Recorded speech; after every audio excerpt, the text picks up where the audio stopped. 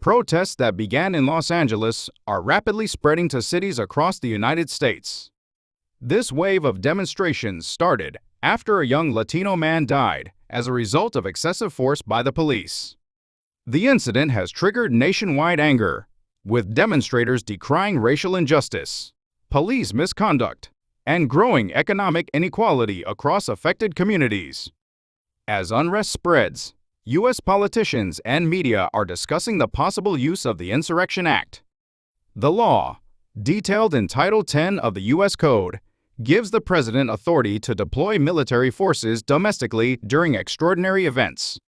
However, under the U.S. Constitution, it cannot be used under normal conditions and is reserved for times of severe threats to public order.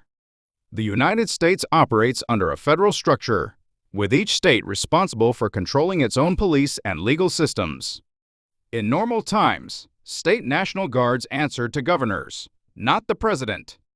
The Posse Comitatus Act of 1878 upholds this separation by banning the use of federal troops in domestic law enforcement, aiming to maintain a clear divide between military and civilian powers.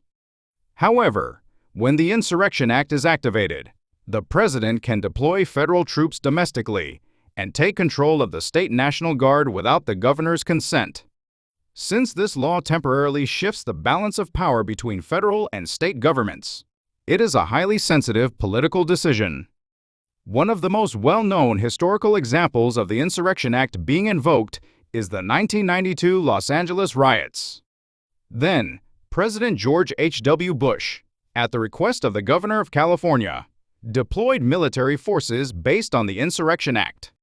After the military was deployed, riots continued for 6 days, resulting in about 60 deaths. The incident highlighted the extent to which racial discrimination and lack of trust in the judicial system can spark significant social unrest across communities. If the Insurrection Act were to be applied in today's context, it could have significant implications for both domestic and international perceptions of American democracy.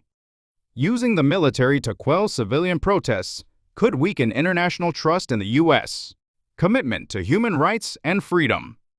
The controversy over the Insurrection Act raises a key issue.